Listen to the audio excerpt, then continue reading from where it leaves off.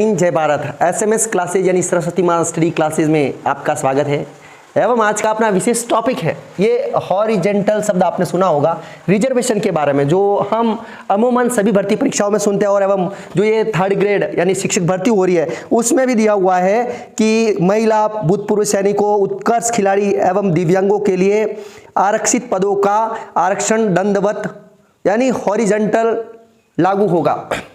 तो बहुत सारा कंफ्यूजन हो रहा है, ये हॉरिजेंटल रिजर्वेशन होता क्या, ये दंडवत रिजर्वेशन होता क्या है। पहले ये होता नहीं था। तो ये पूरा विज्ञापन मैंने प्रिंट किया है एवं इस विज्ञापन की मुख्य बिंदुओं को भी मैं मेरे आगामी वीडियो में बताऊंगा। तो अगर आपने हमारे चैनल को सब्सक्राइब नहीं किया, सब्सक्राइब जरूर कर लेना एवं कंटिन्यू जुड़े रहिएगा हमारी क्लासेस से। लेटेस्ट अपडेट एवं कुछ आपकी उपयोगी जानकारी होगी वो आपको उपलब्ध करवा दी जाएगी। तो आज की जो विशेष जानकारी है ये हॉरिजेंटल रिजर्वेशन, इसके ऊपर मैंने पहले भी एक क्लास बना रखी है, लेकिन अभी और कमेंट आ रहे थे एवं जानकारी लेना चाह रहे थे, सर ये हॉरिजेंटल रिजर्वेशन क्या है, इससे क्या असर पड़ता है, क्या होता है। तो इसके बारे में मैं पूरी जानकारी दूंगा, तो लास्ट तक बने रहेगा मेरी इस क्लास में। तो इस विज्ञापन में भी आया है, आप हमेशा कोई भी विज्ञापन आता है, विज्ञप्ति आती है, सॉरी जो विज्ञप्ति आती है किसी भी भर्ती परीक्षा से संबंधित, हम क्या करते हैं कि उसे पूरा मोबाइल में ही देख लेते हैं। चलो PDF आ गई, पूरा अक्षरशः देखते ही नहीं है, फिर अपन कंफ्यूजन होते हैं यानी कि उसमें क्या है नहीं है, पूरा पढ़ नहीं पाते हैं। हकीकत तो ये, फिर अपने को इन वीडियो का सहारा लेना पड़ता है। तो उसके लिए हो सकता है आपको 8-10 पेज प्रिंट निकलवाने पड़े। अगर आप उनको अच्छे से प्रिंट निकलवा दो एवं उनको अच्छे से पढ़ो तो आपको ये वीडियो देखने की जरूरत नहीं है। ये आपके लिए मैं अच्छा सजेशन दे रहा हूँ, सुझाव दे रहा हूँ। आगामी आप जिस भी परीक्षा की तैयारी कर रहे हो तो उसका जो भी विज्ञप्ति आ रही है तो उसको आप निकाल लीजिए, एक बार प्रिंट निकाल दो, फिर उसका अध्ययन कीजिए, तो आपके सारे जो कंफ्यूजन है वो दूर हो जाएंगे। लेकिन इसमें जो हॉरिजेंटल रिजर्वेशन दिया है उसका कुछ क्यों नहीं बता रखा इस विज्ञप्ति में, तो मैं आपको बताऊंगा इस हॉरिजेंटल रिजर्वेशन के बारे में, क्यों लागू किया गया, क्या होता है एवं मेरिट पर क्या असर पड़ता है। यानी सबसे बड़ी दिक्कत यह आकर होती है, यानी कि ये चीज लागू हुई है तो इस पर क्या असर पड़ेगा, इसलिए ये टेंशन वाली बात होती है। मेरिट ऊपर जाएगी, कम जाएगी, ज्यादा जाएगी। यानी कि सबसे पहले मैं बताना चाहूंगा कि ये सभी जगह लागू नहीं होता है, यानी कि जो दिए वो महिला पुरुषों में या भूतपूर्व श्रेणी में, यानी कि जो लागू होता है तो वहां पहले ही विज्ञप्ति में दे दिया जाता है। तो अब अपन शुरू करते हैं। यानी कि मैं एक बात बताना चाहूंगा, इसमें महिला पुरुषों को इस संबंध में ले लें, महिला पुरुषों के बारे में। यानी कि इसमें जो व्यवस्था लागू है इसमें जो दे रखा है पॉइंट नंबर, हाँ, महिलाओं के संबंध में ये हॉरिजेंटल या फिर भूतपूर्व सैनिकों के संबंध में, तो अपन महिलाओं से संबंधित करके इसको अपन जानने की कोशिश करेंगे क्या होता है और पहले क्या होता था। यानी कि अपन ये व्यवस्था देखें, गवर्नमेंट या सरकारी नौकरियां पहले की तुलना में अभी देखें, यानी पहले महिलाओं की सहभागिता यानी कि महिलाएं कम होती थी एवं आज एजुकेशन बढ़ने से यानी कि महिलाओं की सहभागिता यानी कि नौकरियों में उनकी संख्या बढ़ गई है। तो पहले जब उनकी संख्या कम होती थी तो जो उनका कोटा पूरा करने के लिए यानी कि नॉर्मली जो हॉरिजेंटल एक वर्टिकल रिजर्वेशन लागू था, वर्टिकल पहले वर्टिकल रिजर्वेशन की व्यवस्था लागू थी, तो उसमें उनको अतिरिक्त रिजर्वेशन मिलता था ताकि उनकी संख्या नौकरियों में बनी रहे। अब क्या हुआ, जैसे जैसे महिलाओं की संख्या बढ़ी, उनकी एजुकेशन में, नौकरियों में भी उनकी संख्या बढ़ने लगी, तो यानी कि उनकी संख्या पुरुषों की अपेक्षा ज़्यादा होने लगी। तो यहाँ पर तो थोड़ा उल्टा हो गया, पहले पुरुष ज़्यादा होते थे, अब महिलाएं ज़्यादा होने लगी। अब इस संदर्भ में पुरुष को नुकसान होने लगा, नुकसान तो नहीं कह सकते लेकिन उनका कोटा घटने लगा। तो ये हम कह सकते हैं संतुलन थोड़ा बिगड़ने लगा। तो मेरे हिसाब से उस कड़ी को संतुलित करने के लिए जो ये व्यवस्था है, हॉरिजेंटल व्यवस्था है, वो लागू की गई। यानी कि पहला पॉइंट अपना क्लियर हो गया। अब दूसरा पॉइंट है क्या होता है ये रिजर्वेशन। अब क्या होता है इसको क्लियर करूंगा, इससे आपको पता लग जाएगा मेरिट पर क्या असर पड़ता है, यानी कि इससे किनको नुकसान है, किसको फायदा है, या कैसे संतुलन बैठाया जा रहा है, ये पूरी जानकारी आपको मिल जाएगी। तो अब मैं आपको सबसे पहले बताऊंगा पहले क्या होता था एवं अब इसके बाद लागू होने के बाद क्या होता है, तो कितनी सीटों पर कैसे प्रभावित कर रहा है ये हॉरिजेंटल, ये मैं जानकारी दूंगा। तो सबसे पहले मैं आपको बताना चाहूंगा यहाँ जनरल या SC ST OBC को नहीं लेंगे, यानी किसी भी वर्ग को ले लें।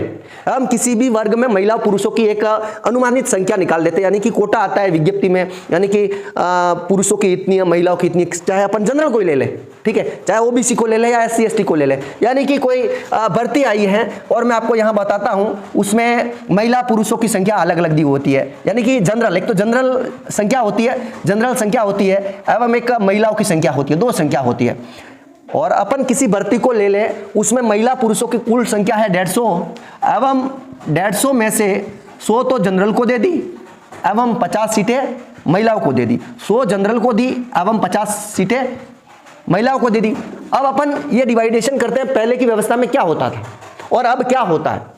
अब पहले क्या होता था, यानी कि जो मेरिट बन रही है, यानी कि जो मेरिट लिस्ट है, ये मेरिट, ठीक है, उसमें यानी 100 तक सभी को लिया जाता था, चाहे महिला आ रही है पुरुष आ रहा है, यानी सभी को 100 में शामिल कर दिया जाता था। 100 तक जो ऊपरी बच्चे होते थे, अभ्यर्थी होते थे, चाहे उसमें महिला आ रही है या पुरुष आ रहे, तो वहाँ 100 की लिस्ट निकल जाती। एवं हो सकता है 100 में अपन ने मान लिए 80 तो पुरुष आ गए और 20 महिलाएं आ गई, तो इस प्रकार ये 100 संख्या पूरी हो जाती थी।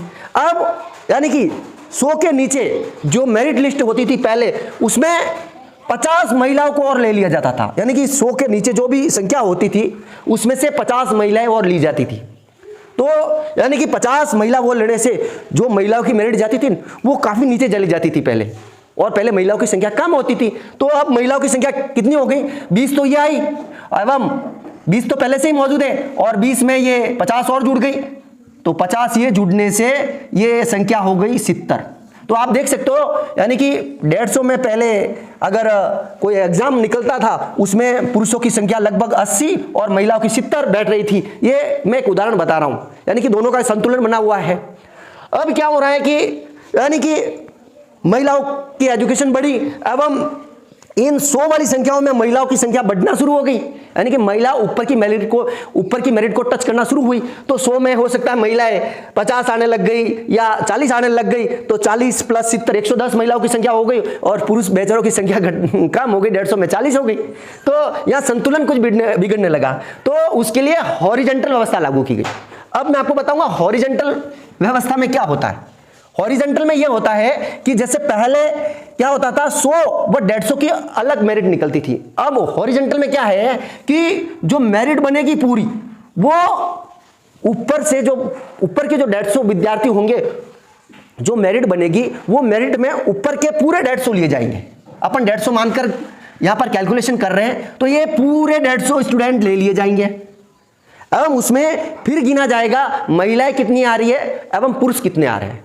अब जैसे कि 150 की लिस्ट निकाली एवं उसमें पुरुष आ गए 110 एवं महिलाएं कितनी आ गई 40, तो यहां पुरुष 110 हो रहे हैं, महिलाएं कितनी हो रही है 40 हो रही है।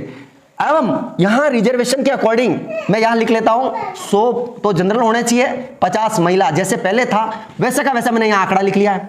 अब यहां पर क्या होता है, 40 महिला है तो महिलाओं की संख्या 50 होनी चाहिए, महिलाओं की संख्या 10 कम है, तो क्या किया जाएगा, मेरिट के नीचे से 10 महिलाएं और उठाकर यहां जोड़ दी जाएगी, क्योंकि महिलाओं का कोटा पूरा करना है तो महिलाओं की संख्या 50 हो जाएगी। एवं जो पुरुषों की संख्या 110 थी, तो यानी कि जनरल में 100 संख्या होनी चाहिए, तो वो संख्या यहां पर पुरुषों की 10 माइनस कर दी जाएगी।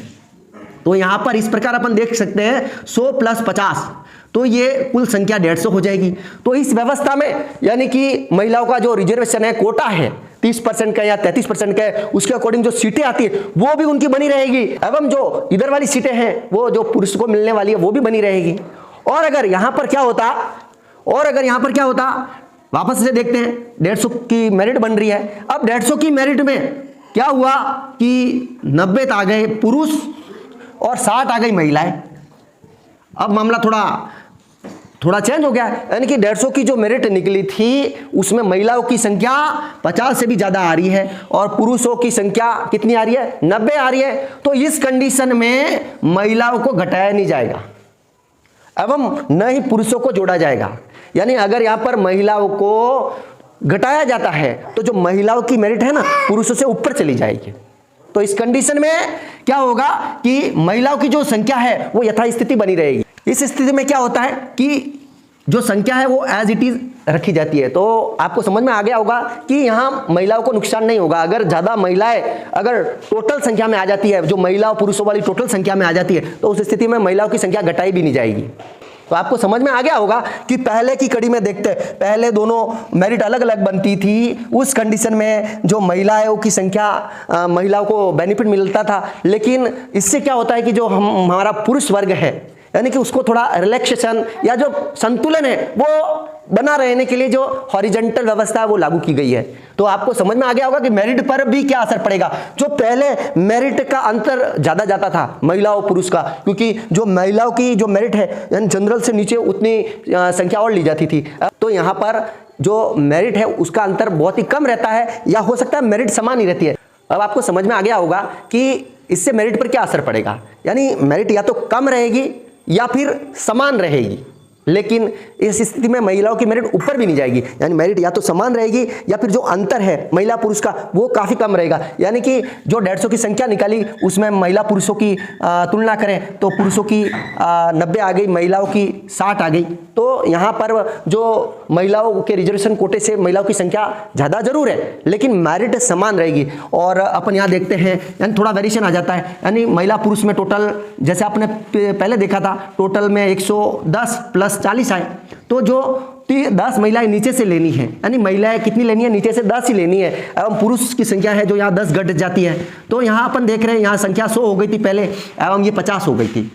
तो यानी कि यहाँ पहले महिला जो 50 नीचे से ली जाती थी तो वेरिएशन ज़्यादा होता था। अब यहाँ पर क्या महिलाएं नीचे से ओनली 10 ली जाती है, तो जो महिला पुरुष मेरिट का अंतर है वो काफ़ी कुछ कम रहने की संभावना रहती है या फिर समान रहता है। तो आपको समझ में आ गया होगा कि ये हॉरिजॉन्टल व्यवस्था क्या है, क्यों लागू की गई, इससे मेरिट पर क्या असर पड़ता है। तो अगर मेरी इस जानकारी से आप संतुष्ट हैं तो कमेंट जरूर करना। हम साथ ही जो ये 3rd ग्रेड शिक्षक भर्ती का जो विज्ञापन आया है इसके मैं बिंदुवार आपको समझाने की प्रयास करूंगा आगामी क्लास में। तो जुड़े रहिएगा मेरी इस क्लास से, बिंदुवार अध्ययन करूंगा, कोई सस्पेंस वाला है या उसके बारे में सारी जानकारी मैं आपको दूंगा। तो जुड़े रहिएगा आप हमारी क्लासेस से, नियमित बने रहिएगा। तो मिलते हैं आगामी अपडेट में, तब तक के लिए जय हिंद जय भारत।